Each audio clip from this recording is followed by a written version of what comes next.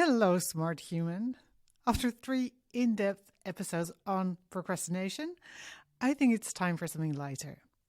And at the time of recording, we're in the middle of summer and I'm about to go on a 2-week vacation. So it's a perfect moment to do a podcast on fun and why it's so important.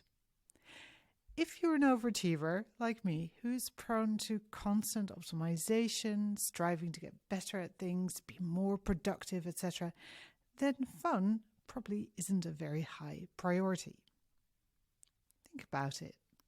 When was the last time you did something that was absolutely delightful in and of itself and not at all useful or quote-unquote productive? Right. A lot of us smart humans are very driven, ambitious, serious, responsible when it comes to our work in the world. We tend to take on a lot because we like to be stretched and learn new things and to contribute. But we forget that we're human and that it's massively important that we also get to play and have fun. Now, interestingly, this can be even harder when you do something you love for a living. And I've had businesses I absolutely loved since 2005, so I know this really, really well. When you massively enjoy your work, or at least most of it, why would you allow room for anything else, right? But it doesn't work that way.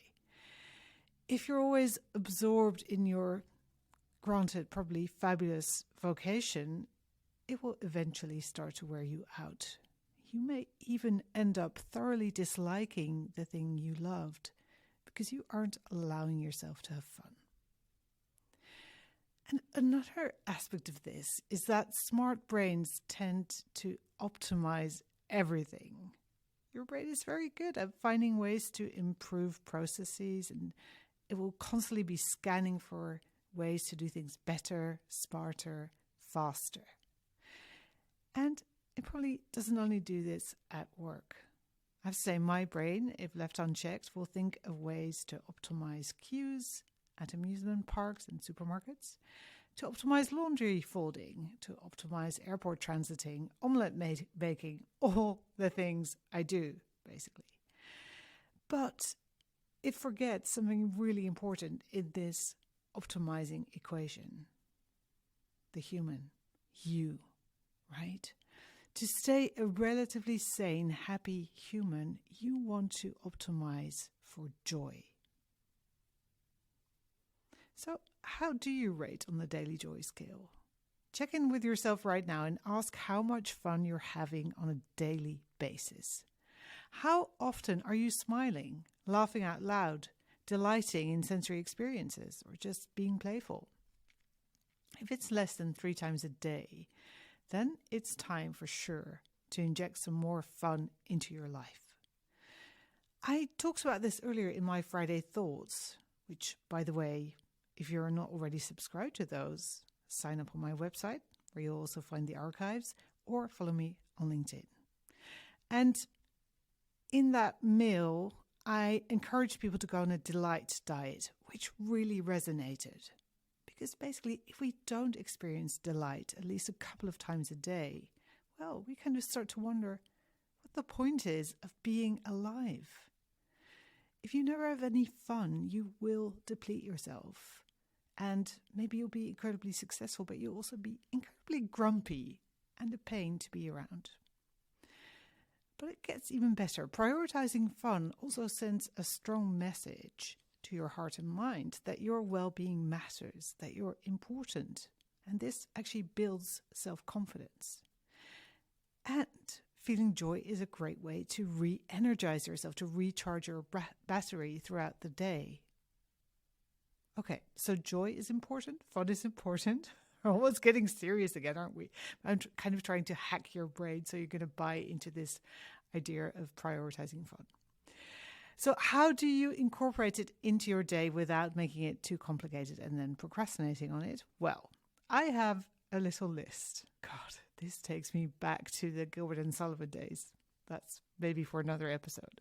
Okay, number 1, take time to appreciate the magic in everyday things.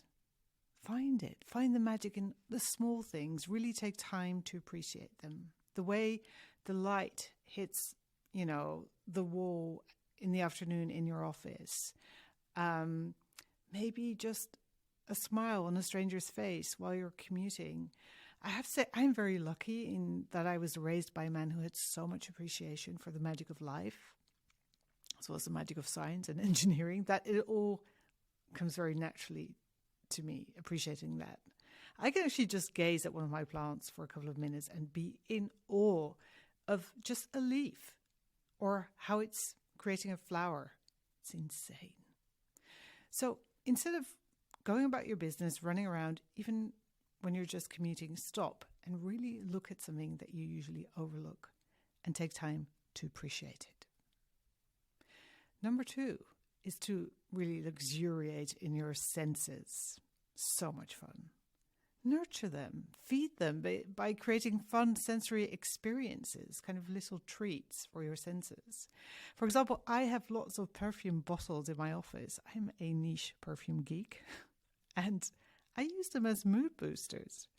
Whenever I feel my energy going down, I grab a beautiful bottle of perfume, I spray my wrists, and I just sit there and inhale the scent. It is so lovely. And you can do this with any of your senses. It doesn't take any time at all. You can just, look at really intense colors, patterns, textures. Look at art. You can eat something absolutely wonderful, like a delicious piece of dark chocolate or whatever you like. You can stroke some beautiful fabric or walk barefoot in the grass. You can give someone a hug, listen to beautiful music. Do whatever works best for you, but make sure you activate and enjoy your senses, all of them, at least a couple of times a day. Number 3, move your body. Another great joy giver and fun infuser is your body. You can do lots of fun things with it. But sadly, when I say move your body, so many of you will think, shit, I need to get fit, need to lose weight, need to work out more, etc., etc. No, that is not what this is about. You can actually move your body for fun, for sheer joy. You can dance, jump around, hula hoop, go skipping, wave your arms about, do a handstand, pretend that your office or your room is a big aquarium, swim around in it, maybe do little sprints, whatever you enjoy, whatever feels good in the moment. And if you have time, you can even go outside for a quick walk, run, skipping session, whatever it is. But just moving your body for 1 to 2 minutes in a fun way, in a non-performative, I need to get something out of this way, can completely recharge you and reset your nervous system. Number 4 is to make music. There is a lot of research about how beneficial making music is for the brain. Seriously, start playing an instrument. You will have a better old age. But I would venture that it is also good for the body and the soul. And you don't need to have or play an instrument. You can hum, you can sing, you can tap, you can drum on your cup, whatever is nearby, or even, this used to be one of my favorites as a kid, use those little elastic bands to create your own string instrument by, using a matchbox or even, again, a cup or a bowl, whatever you have, just improvise. So much fun. Number 5, all the ways you can have more fun is to actually take time to appreciate art and beauty. I love to interact with art. I've worked in visual arts for many years, so for me, I tend to gravitate towards beautiful art books, right? Paintings. I'll get out a large book with some beautiful hokusai prints and just drink them in. They really feed me, literally. Those pictures nourish me.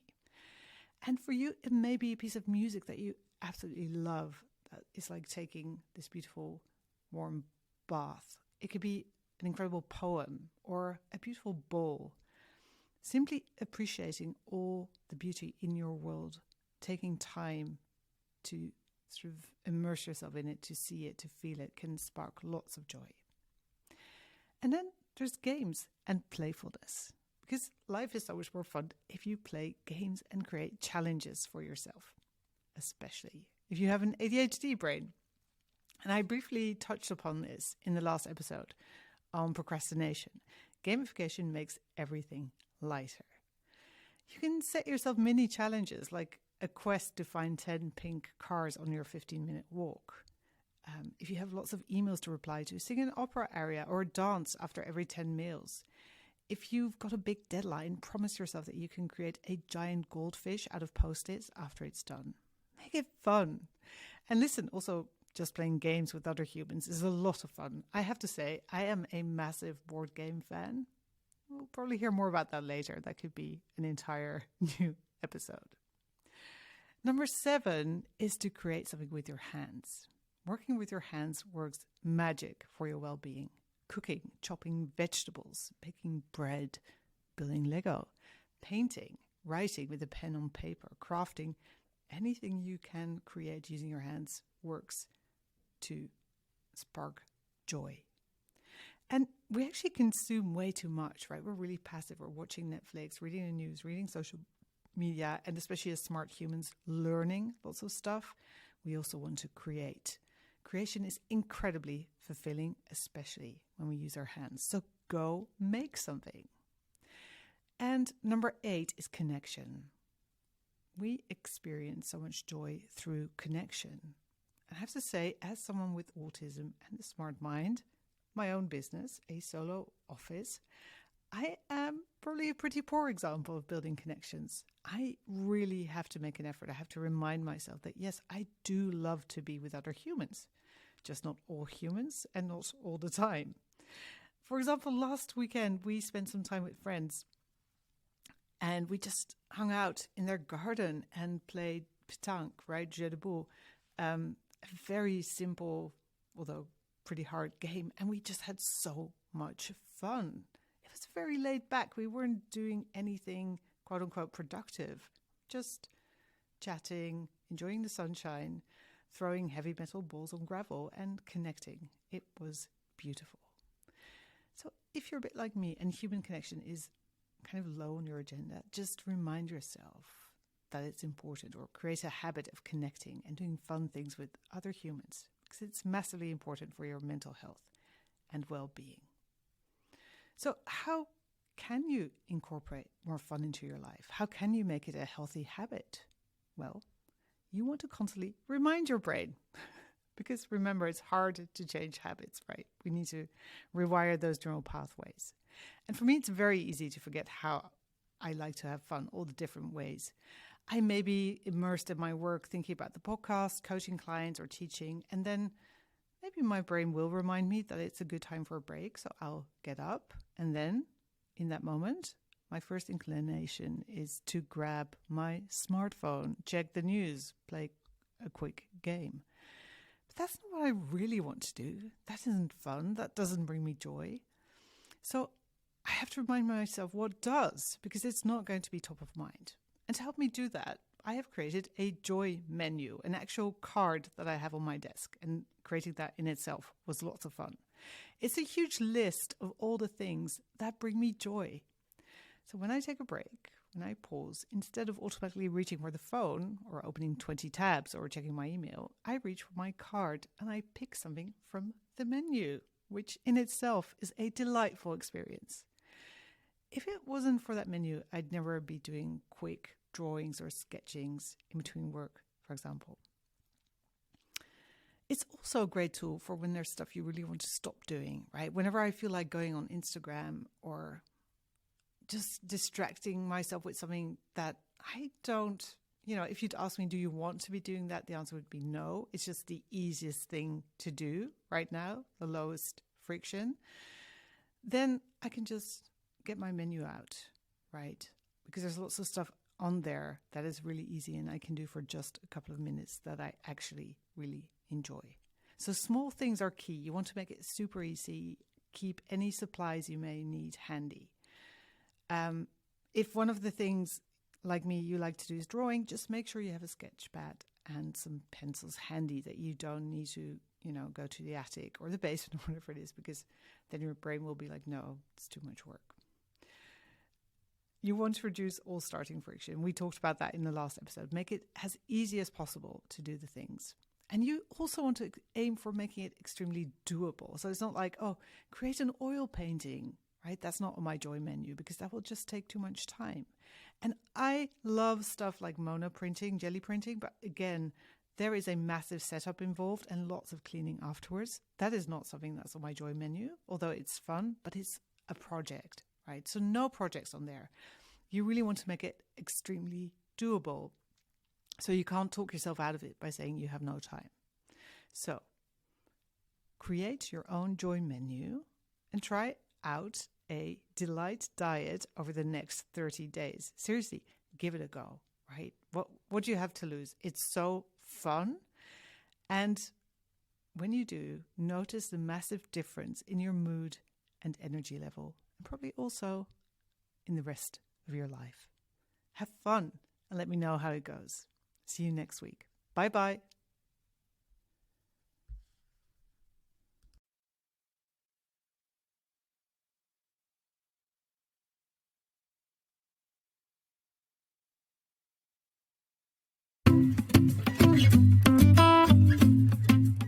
Hey, smart human.